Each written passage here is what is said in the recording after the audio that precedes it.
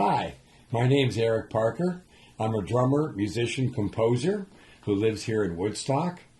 I've toured and recorded with Joe Cocker, Steve Winwood, Bonnie Raitt, Lou Reed, Ian Hunter, John Sebastian, and many others. I'll be your host for today. I'm really looking forward to hosting this show. We'll have fun. See you soon. Rack your brain, go insane with the right answer, you win the game. How much do you know about our rock and roll? And now, The Cut with your host, Eric Parker. Make the cut and win.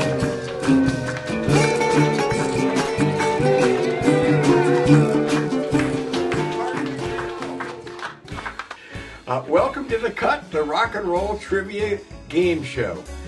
Here I am, and I'd like to introduce my happy and great assistant, Hannah Black, and my three contestants, Pat, Tad, and Dave, who will all be competing to earn the most amount of money by the end of this show. The rules are as follows. For every round you win, you get 5 coins. For every round you lose 1. Don't forget to hit the keyboard to let us know when you're ready to answer the question. The ball is 6. The ball is 6. Let's look at question number 6. Ooh, and it's in my favorite color, Eric. Black. Black! All right. Thank you, Hannah. You're welcome. All right. The first question for the game is, how many instruments did Prince play on the song For You? Number 1, 29. Number 2, 3. Number 3, 7 instruments. Number 4, 16 instruments. I was first, it's 7. That's wrong, sir. Next answer. Yes? 16. That's also wrong. Oh, man. It's It's got to almost- be something like crazy, like 29, like Prince is crazy. Yeah. Yes. That is correct, sir. Yes! 29. He profited. Prince was the best. He had to play 29 games, right? All right, so let's pick another question. Hannah Black, roll those balls. 10. 10. One of my favorite numbers. It is. As in a perfect 10. Perfect 10. Perfect 10. Perfect 10. Get a perfect answer, guys. Thank you. Here we go. What Beatles song was inspired by the Batman theme song? Number 1, Blackbird. Number 2, Norwegian Wood. Number 3, Hard Day's Night. Number 4, Taxman. Yes, Dave. I'm going to guess, and this might tax me, a stack of coins, but I'm going to guess Hard Day's Night. No. Oh, I'm sorry. There goes my stack. Anybody else? Yes, Tad? Taxman. That is correct, sir. Taxman. Oh, he stole my tax. You're going to have to put your tax on it. Because I'm the Taxman. Who played the guitar solo on Taxman? I do not know. Probably Eric Clapton. You right? can't ask questions. Paul McCartney. Paul McCartney. We did not know that. All right. Hannah Black, the lovely Hannah, is going to spin the balls. And here we go again. We're going to see what question it is. 41. All right, for our next question, we're going to bring in a special guest from a remote location, John Sebastian. Hi, folks. My name is John Sebastian, and back in the dawn of time, I worked with a wonderful band called the Lovin' Spoonful, which was a strange combination of jug band music and Mississippi John Hurt and Chuck Berry. So a question is, what was the Lovin' Spoonful's big hit in 1966? How about, did you ever have to make up your mind? What do you think about Daydream? Could it have been Nashville Cats? Could it have been Summer in the City? Yes? Summer in the City. You are correct. Summer in the City in 1966 was our first number one. Very good. I think you get 4 coins for guessing. Oh, How's sure. everybody doing today? Oh, my God, we're Very great. good? Oh. All right, yeah. Did you drive up from New York? I did, sir. Yes. Thank you very much for coming. It's my pleasure. Did and I'm you on my hit way some- going home right now. Did you hit some traffic on the way here? About 5 hours. About 5 hours worth. Which is germane to what? Tractor exactly? trailer. It's usually 2.5. And what about you, Tad? How did you get here? Did you? Make it okay? I manifested here. It was my choice, and I could have been anywhere in the universe, and I chose your game show. Thanks for teleporting to Okay. right here. I You're more appreciate than welcome. that. And Dave, how keep was it your coming. morning so far? I came in on a tie-dyed 69 VW bus. That sounds just about right. Try the next question. Okay. Another double number, 22. 2000 and 22. Like Julie Haggerty in Lost in America, 22, 22, 22. Where did Buffalo Springfield get their name from? Number 1, a rifle used to shoot buffalo. Number 2, steamroller. Number 3, from electric Kool-Aid acid test.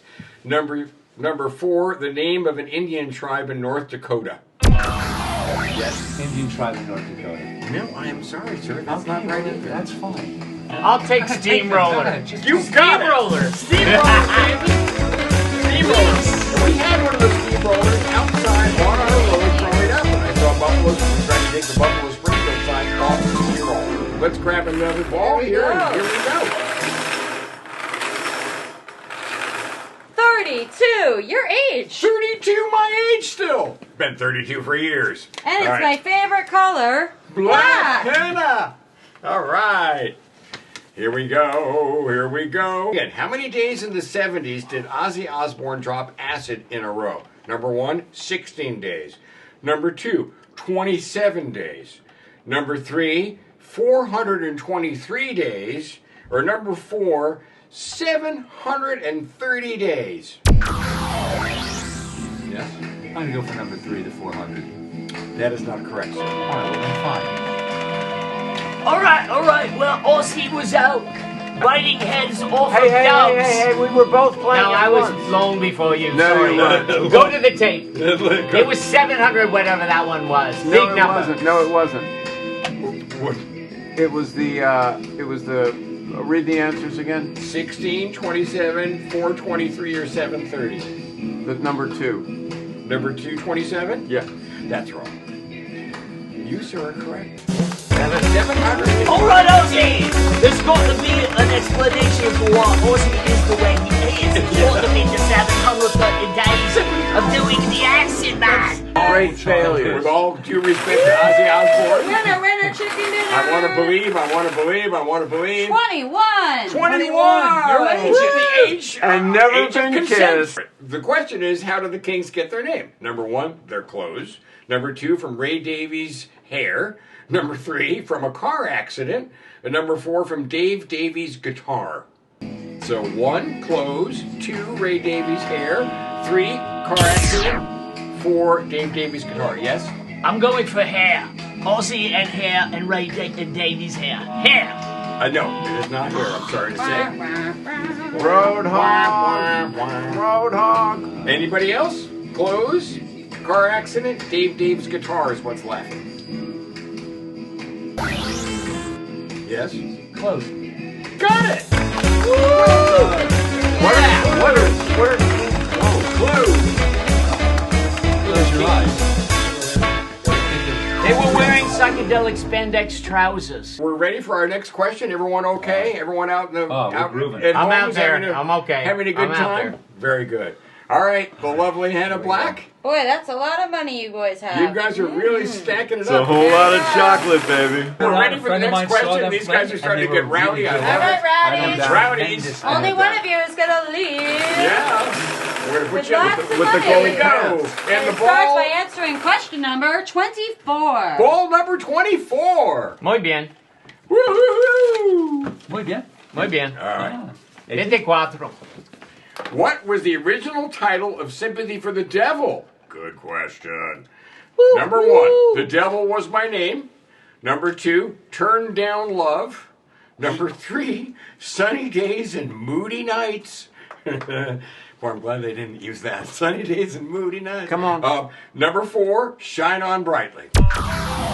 Number 1. Number 1, The Devil's... Exactly right, sir. The Devil Was My Name. Nice. Well done. Well done.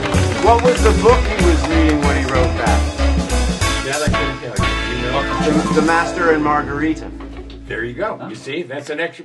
You know, we'll talk to you. after the Extra show. credit? You might get a couple extra gold coins. At the end of the show. Okay. You get a coin wrapper. Oh, You man. get a coin I'll wrapper. take Half a it, coin I'll take wrapper. I gave him a coin. Very good. You guys are great. 2 more, and we can put it in the fountain. That's right. 3 coins in a fountain. All right, the lovely Henna Black. Let's find another question. She's running out of balls. Magical questions.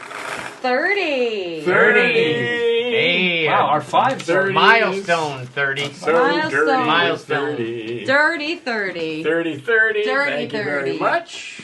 How old was Steve Winwood when his talent was discovered? 11, 14, 16, or 19? No. No.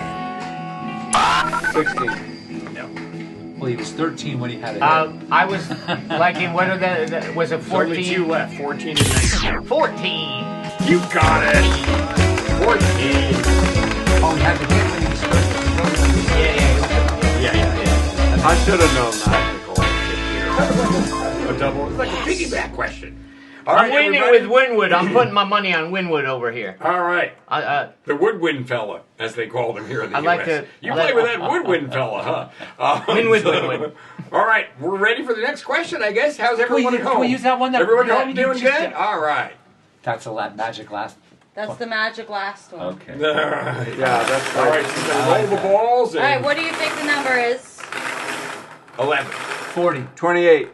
mind reader. Mind reader. Mind reading. All wrong. 11. All I said right. 11. All right. Oh, you did say 11. That's right. 1 and 1. Except for you. Except for me. I don't count because You know, I'm you the knew. host. That sounds rigged. That you It's, knew it's it. rigged. Little It's bit. rigged. I'm rigged. You knew What it. is it rigged? I'm Diana Rigged. What isn't rigged? Diana All right. rigged. So rigged. Oh, here's a good one for all of you very smart musicalities. Ready? George Harrison was allowed how many songs on each Beatle record? Number 1, 1. Number 2, 4. Number 3, 3. And number 4, 2. 2. You got all those answers right. 2. Number what? 2. Is the answer? It was the last answer, which is 2 songs 2. per record. That is correct. Yay. Well done, sir. Well done. Right. Man. I didn't know that. Well, there's something wrong with your hearing. There's something wrong with your finger. There's something wrong with the keyboard. All right, we got a nice There's stack something of money wrong here. We're with ready to There's go. something the world, wrong. man. The world. We're all doing man. well here. I Sit guess down. I think it's time again for the lovely Henna Black to grab another ball. She and see is what we lovely, got. but could you come up with another word? What? Lovely. How about beautiful. the encounter? Vivacious. Vivacious. Free-spirited. Sorry. How about 29? 29. That's 29. That's a great age. It is. That's right. Lenny White had It's a when you're band almost called hitting a 29. milestone right, All there. right. How old was 29. Jerry Garcia when he lost part of his middle finger on his right hand? Deep question. Man. You'd have to be a major deadhead to know this, but we're going to try it anyway. Ready? Number 1, he was 4 years old. Number 2, he was 9 years old. Number 3, he was 14 years old. Or number 4, he was 22 years old. And I can tell you it was done by his brother with a saw. I'm just gonna go like I think you said 14 was kind of at the right age for your brother to be sawing off your finger, right? You would think so, but that's No. not correct. Oh. Younger. 9. Younger. 4. 4. 4. The man, The gorgeous, the beautiful Henna Black. the vivacious, Vivacious. vavoom. He gets them. The spontaneous. Look at all that gold, ladies and gentlemen. Oh. Let's rock and roll. I'm your Rock and roll those balls. Woohoo! 20. 20. 20. Is there 20 on the There's a board? 20 on the board. Took me a Very minute there. good. How many times do the Eurythmics appear on the top of the pops? Number 1, 2. Number 2, 6 times. Number 3, 17 times. Number 4, 25 times. Yes? 17. No, I'm sorry, sir. That's not correct. What's We have left three on the answers board? left. We have number 1 is 2 times, number 2 is 6 times, number 4 is 25 times. 6 times. No. 25 times are made of these. 25 miles to home. Who am I to get We gave him the answer. It's, you know, No, stop your It's a being. team. It's a team thing. Here comes our next round. And the lovely Hannah Black is going to grab a ball here. Some of the last of the game. It really is. Here we are. You're objectifying all these balls. I think you shouldn't talk about the balls like yeah, that. you should, I you think should subject. Here's number 26. Number 26. Ball 26. All right. All right. You should 26 subjectify. drums. I feel in like the Yolanda big Vega with all parade. these balls like All coming right. out. What Yolanda career did Vega. Mick Jagger pursue before the Rolling Stones? Number 1, doctor. Number 2, economist. Number 3, painter. Number 4, chef. Yes? Doctor. Economist. Yes! Economist is right. And what you knew that going into that before you got here. You knew that before you even got here. Man, that's so on rock and roll of him. Yeah. man. Oh no, Going to it's school. not. Yeah. Oh no, it's not. Not the rock and roll of these days. Ka-ching, ka-ching. Yeah, true. All right. Ready? The lovely Hannah. Oh, no, I've got the words for it this time. Precious and precocious. Precious and precocious. P&P. Yeah. Okay, sure. PPP Precious plan. and precocious. PPP plan. And the effervescent. Roll 'em, baby, roll 'em. Rolling down the Rolling. road. Rolling balls. Keep those balls a rolling. 17. 17. No more comments about consent. Ah, 17. All right, here we are. I consent to no comments on consent. I What consent age to was that. Gladys Knight when she won first prize on Ted Mack's Amateur Hour? Number 1, 4 years old. Number 2, 9 years old. Wow. Number 3, 13 years old. Wow. Number 4, 17 years old. Yes? 9. No. What age was Gladys Knight when she won first place on Ted Mack's Amateur Hour? No. Any others? Oh, so the other choices are 4 and what? 17. I'm gonna go. Oh shit, 4. 4 is right. Wow! 4 years old. That's good, man. How That's do you do that? I just feel it in the air, man. Her version, Gladys Knight's version of Tracks of My Tears is by far one of her best songs, and it's not on any of It's her not. compilations. It's ridiculous. Yeah, I know. You I have can't- the you can greatest. hardly It's not find there. it. I know it's not on there. that. And her version blows Linda Ronstadt away. It's crazy. I have a piece of trivia that you won't believe, which is that song was written by a songwriter in Los Angeles whose best friend was Lee Majors. And he called Lee Majors, and Farrah Fawcett answered the phone and said, "Lee's not here. He's on a midnight flight to Houston." And he went, "Okay, I'll call back." And then he jotted down midnight flight to Houston, which then eventually changed to midnight train to Georgia. No kidding. So that song's birth was from Farrah Fawcett. Speaking of trivia. Speaking of trivia, let's roll some balls. The lovely, the effervescent, the mysterious. 38. All right. All right. 38 yeah, special. I'm feeling that 38 number. special. All right. And here we are in 1966. Jimi Hendrix was the opening act for number 1, Cream. Number 2, Ultimate Spinach. Number 3, The Monkees. Number 4, 1910 Fruit Gun Company. The Monkees. Correct, sir. What about ultimate cream spin? I want to combine 2 answers into one. Can I take one from him? Yes. No, that was a real answer. All right. Hey, we're almost done with the final The round home here. stretch. Go ahead and roll those balls, and we'll be ready. We got Also, 40. 40. Finally, 40's gone. 40. Wow. Get your fingers ready, everybody. Ready? Who was the real Sgt. Pepper? Paul McCartney, George Martin, Ringo, or a narc from Canada? We know Paul was the walrus, right? So he's the one that. Yes. The real one. Who was the real Sgt. Pepper? Not Billy Shears. A narc from Canada. Correct, sir. Very nice.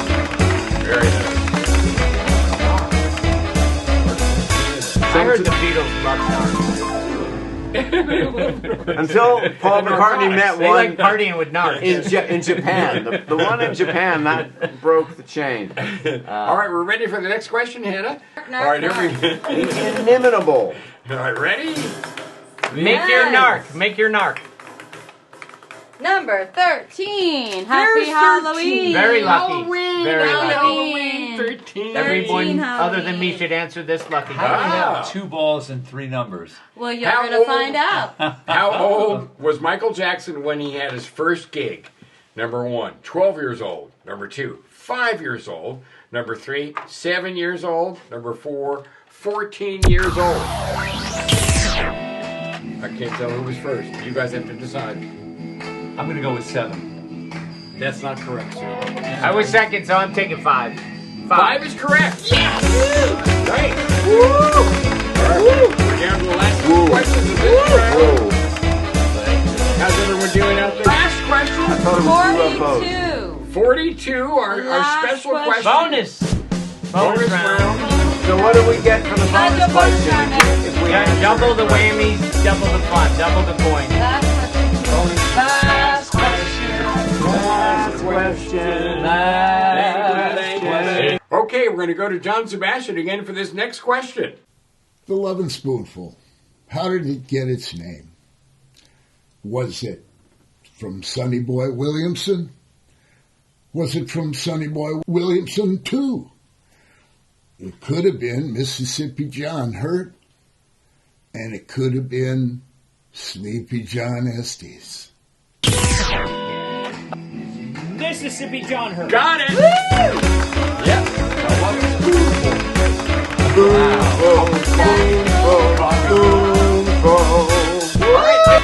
DJs frequently asked the Lovin' Spoonful where they got their name.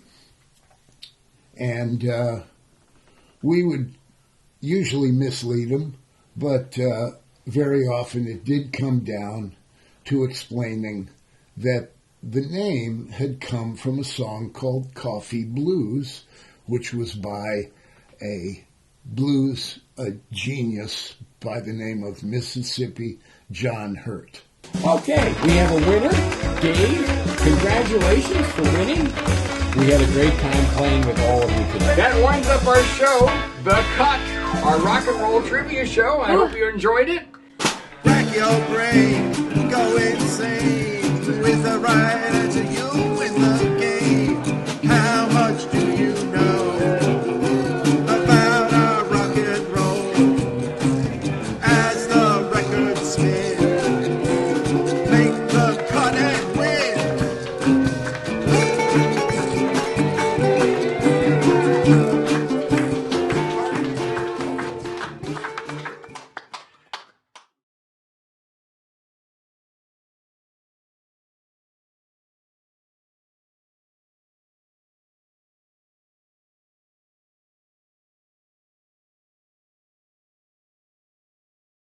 Summer in the City was recorded in New York City at one of the very biggest studios that exist in town. It was used by NBC, but I believe it was an RCA studio at the time. And we began the process of recording this. And one of the highlights of this was that Zal Yanovsky was seeing this as an opportunity to make an enormous backbeat. P.S., an idea that would suffuse the 80s. But here it was the 60s, and he, no, I want it to be enormous. I want it to be like a garbage can falling down a set of metal stairs. And I could see Roy Halley kind of did a little RCA dog thing for a second, and then he goes, you know, we have an 8th-floor stairwell. We end up taking a microphone up 8 floors and it's at the top, and at the bottom is what's always there, one of those voice of God speakers that nobody uses anymore.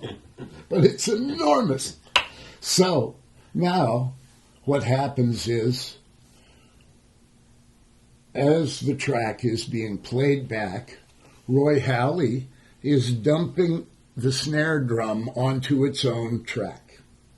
And the next step is to run the snare drum through the stairwell. This now makes an impossible but wonderful noise because there's no decay. Imagine it being like... It takes that long for the note to decay. So Roy starts wowing the volume on the stairwell, essentially, and that is the backbeat on Summer in the City. I guess the primary element that you hear first is the Wurlitzer piano, which we used throughout that song. And that particular figure was then imitated by two different electric guitars, a Les Paul and, of course, the fabulous Guild Thunderbird of Mr. Yanofsky. And then I believe that we then began overdubbing acoustic guitars. And again, this is what we used to call the Don Everly technique, because people didn't call it the John Lennon technique yet. So in that, you're mashing all six strings on every stroke. And so that was another element. Again, and this was part of Eric Jacobson's production skills, was that the way that he would use those guitars to reinforce the drum track. So very often, those guitars were not where you go, oh, that's a nice guitar. It's somewhere buried in the back just going shwagga, shwagga, shwagga. Yeah. So, I think, well, of course, we had an organ to use in the studio. I believe we were using the Studio B3 instead of slumming with our Parfisa like we had to do on the road. I think, and that's pretty much it. Beside a real good cheap drum kit, it was wonderful fun to be in the studio making that record. You got to remember that it comes in three parts. My brother had composed a song called "Summer in the City" that I loved the B section of, but at night it's a different world, that part. So I wrote the bang, bang, bang, bang, bang part to get a little tension going. Also, I think I was subconsciously imitating a really uncomfortable moment in my childhood when I first heard Night on Bald Mountain. That really did influence me in writing Summer in the City. And also, I'm leaving out Steve Boone, who had been forever writing, had been playing this little figure in the studio on the black keys of the piano. And every time it happened, we'd go, Steve, that's not a song. It's not a tune. Now we're searching for this third element. And Stephen, as usual, is over on the side of the studio, digging around with these black keys. And we go, no. Yeah, it was the perfect thing. So I guess another part of this was having this terrific old Jewish radio sound man who shows up with trunks full of 78s. And he starts auditioning traffic jams to us. We find a good traffic jam. We settle on 48th Street because that's where all the music stores are, and that becomes the main bed. And then I suggest a Volkswagen horn to start it all off, and so that becomes part of it. And then Zolly says, now we have to find the most flatulent steam hammer noise we can come up with. And so then we auditioned, because he had several distant ones, so that you could be in the city on radio closer, and then like right up on it. So that became the sound effects on Summer in the City.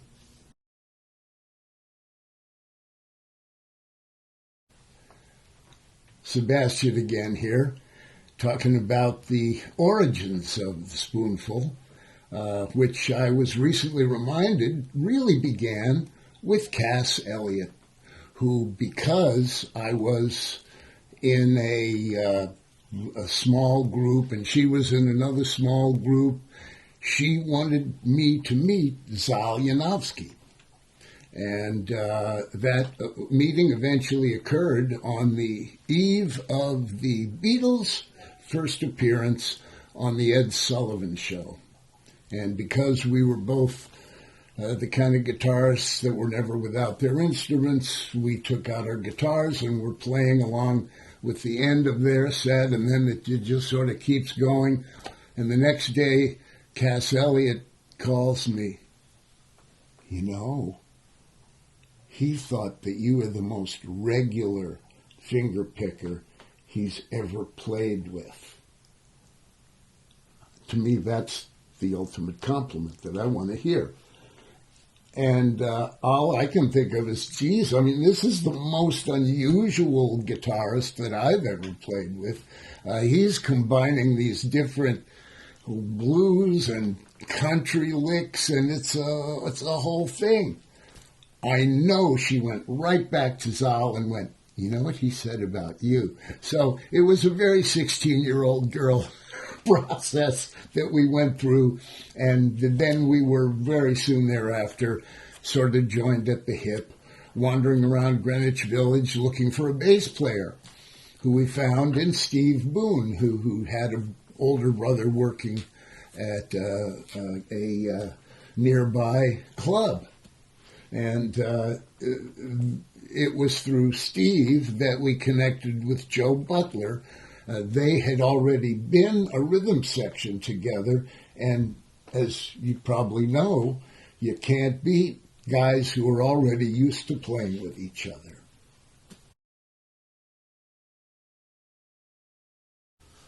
Okay, kids, so, DJs frequently ask the Lovin' Spoonful where they got their name. And we would usually mislead them, but very often it did come down to explaining that the name had come from a song called Coffee Blues, which was by a blues genius by the name of Mississippi John Hurt, who came to Greenwich Village in his later years. I had the opportunity, because I lived 6 blocks away, to just be there every night, and he affected me heavily. And so it was that several weeks later I was wandering the streets of Bleecker and McDougal, and my friend Fritz Richmond, the washtub player for the Jim Kweskin Jug Band, was visiting and walking around with me and asking questions like he always did. And one of them was, so, what are you doing these days musically? And I'd say, well, I'm putting this band together, and we're starting to sound like something. We don't have a name. He said, oh, you don't have a name? I don't know. Well, Fritz asks, what does it sound like? I said, well, it doesn't sound like much yet, but what we want it to be is sort of like a great combination of Mississippi John Hurt and Chuck Berry. And without pause, Fritz says, how about the Lovin' Spoonful? So that is really, the origin really did come from Fritz Richmond, and the song, of course, Coffee Blues, is about cunnilingus. You believe in magic, though, because that was the first time. That was before and this. plus, we've just heard California Girls as we're driving into Hollywood from the airport, right? Perfect. So it's just been that. And then, Do You Believe in Magic comes on. And Zalyanovsky begins to hit me hard on the shoulder. Like, ow, really hard. So then I begin hitting him back in the chest, at which point the drummer and bass player start hitting each other too, until we have to pull over so we can more accurately hit each other for about 2 minutes, I think, as a reaction to hearing our song for the first time.